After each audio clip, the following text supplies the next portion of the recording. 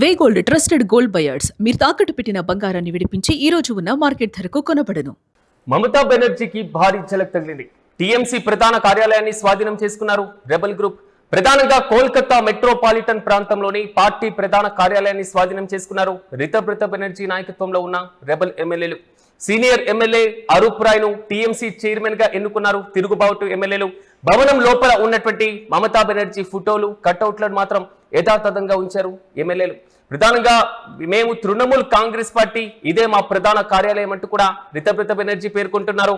మమతా బెనర్జీ పైన తిరుగుబాటు చేశారు రితబ్రత బెనర్జీ. ప్రధానంగా రితబ్రత బెనర్జీకి 58 మంది ఎమ్మెల్యేల మద్దతు కూడా ఉంది. తృణమూల్ కార్యకర్తల పైన దాడులు జరుగుతున్నా అసలు పట్టించుకునేటువంటి పరిస్థితిలో కనబడట్లా రితబ్రత.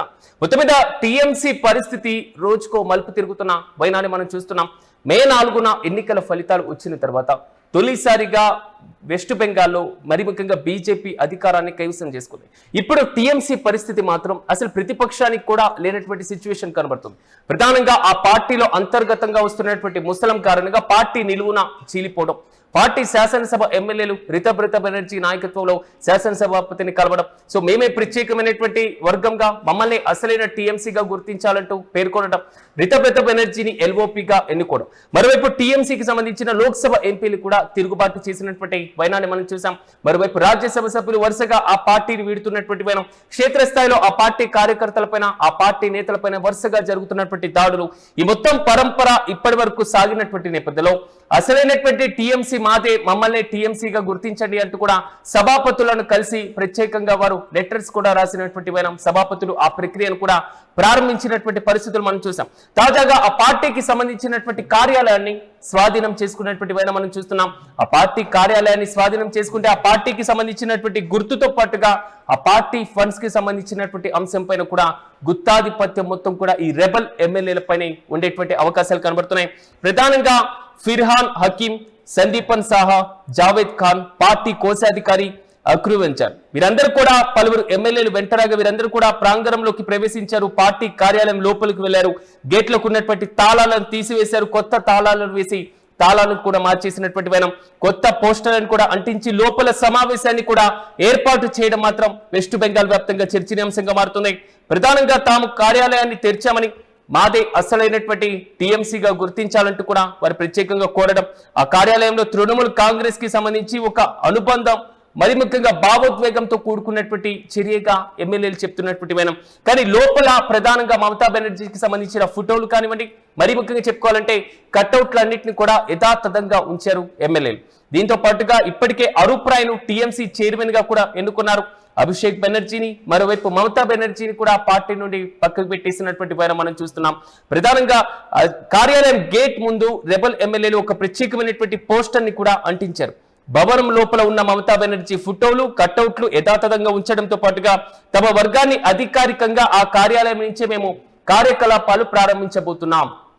ఇది టీఎంసీకి సంబంధించినటువంటి ప్రధానంగా రెబల్ ఎమ్మెల్యేలు చేసినటువంటి కామెంట్.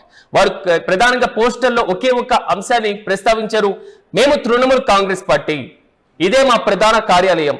ఇదే అంశాన్ని వారు పోస్టర్లో పెడితే అసలు టీఎంసీలో ఇంత సంక్షోభానికి కారణం ఏంటి? మమతా బెనర్జీ టీఎంసీలో ఉన్నటువంటి సంక్షోభాన్ని ఎందుకు కంట్రోల్ చేయలేకపోతున్నారు? కనీసం పూర్తి స్థాయిలో ఎమ్మెల్యేలందరూ కూడా బయటికి వెళ్లిపోతున్నటువంటి దశలో పార్టీ ఉనికికే ఒక ప్రశ్నార్థకంగా మారినటువంటి పరిస్థితిలో, ఒక పెను సవాల్ ఎదురవుతున్నటువంటి ఇలాంటి సిచ్యువేషన్ లో అసలు మమతా బెనర్జీ నెక్స్ట్ స్టెప్ ఏం వేయబోతున్నారు అనేటువంటి క్వశ్చన్ చాలా పెద్ద హాట్ టాపిక్ గా మారుతుంది వెస్ట్ బెంగాల్ వ్యాప్తంగా. దీంతో పాటుగా అసలు టీఎంసీ సంబంధించి ఎన్నికల సంఘం నుంచి నిన్న వచ్చినటువంటి లెటర్ కూడా హల్చల్ చేసింది. టీఎంసీలో జరుగుతున్నటువంటి అంతర్గత విభేదాలు, పార్టీ పరంగా ఉన్నటువంటి ప్రజాస్వామ్యానికి సంబంధించి మీరు సరైనటువంటి సమయంలో వివరణ ఇవ్వాలి. ఇది మమతా బెనర్జీ పైన ఎన్నికల కమిషన్ రాసినటువంటి లేఖలో ఉన్నటువంటి ప్రధానమైనటువంటి అంశం. సో పూర్తి స్థాయిలో ధర్మాసనాన్ని కలిసేందుకు కూడా రితబ్రత బెనర్జీ కేంద్ర ఎన్నికల కమిషన్ కూడా సంప్రదిస్తున్నారు. ఆయన సహచరులందరూ కూడా ఢిల్లీకి వెళ్లారు. పూర్తి స్థాయిలో పార్టీ పేరుకు సంబంధించి, పార్టీ గుర్తుకు సంబంధించి, పార్టీకి సంబంధించిన సంస్థాగత నిర్మాణానికి సంబంధించి, పార్టీకి సంబంధించినటువంటి ఆస్తులకు సంబంధించి, అంటే పార్టీకి సంబంధించిన A to Z ప్రతి దానిపైన కూడా వారు అధికారాన్ని కైవసం చేసుకోవాలి, పార్టీ పైన పట్టు సాధించాలి, మమతా బెనర్జీని సైడ్ చేసేయాలి, అభిషేక్ బెనర్జీని సైడ్ చేసేయాలి అనేటువంటి ఆలోచన చేస్తున్నట్లుగా తెలుస్తుంది. వీళ్ళందరూ కూడా అధికారికంగా సంతకాలు కూడా చేసేశారు. సంస్థాగత ఎన్నికలు కూడా నిర్వహిస్తామనేటువంటి ఆలోచన చేస్తున్నట్లుగా తెలుస్తుంది.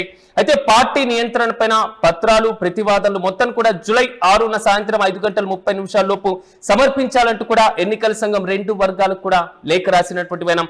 అయితే రేపు వచ్చే జూలై 6న అసలు ఏం జరగబోతుంది, వెస్ట్ బెంగాల్ వ్యాప్తంగా మమతా బెనర్జీ ఎలాంటి వివరణ ఇవ్వబోతున్నారు, పార్టీకి సంబంధించి రితబ్రత బెనర్జీ నాయకత్వంలో ఎలాంటి చర్యలు తీసుకోబోతున్నారు, ఇప్పటికే అరూప్ రాయ్ను పార్టీ చైర్మన్ గా ఎన్నుకున్నటువంటి నేపథ్యంలో పార్టీకి సంబంధించినటువంటి దాంట్లో అసలు ఏం చేయబోతున్నారు, పార్టీ ప్రజాస్వామ్యం ఎలా ఉండబోతుందో మనము వేచి చూడాలి. కానీ ఇక్కడ ప్రధానంగా కనబడుతున్నటువంటి అంశం మమతా బెనర్జీ ఇప్పుడు నెక్స్ట్ స్టెప్ ఏంటి? ఇప్పటికే అభిషేక్ బెనర్జీని సైడ్ చేసేశారు. పార్టీలో కీలకంగా వివాదాస్పదంగా మారుతున్నటువంటి నిర్ణయాలపై పూర్తిగా పక్కన పెట్టేశారు. అయితే క్షేత్రస్థాయిలో జరుగుతున్నటువంటి ఈ ప్రతి దాడులు ఓ వైపు సాగుతుంటే అసలు పార్టీ ఉనికి కూడా ప్రశ్నార్థకంగా మారుతున్నటువంటి పరిస్థితులు చూస్తున్నాం. చూడాలి మమతా బెనర్జీ నెక్స్ట్ స్టెప్ ఎలా ఉండబోతుందో.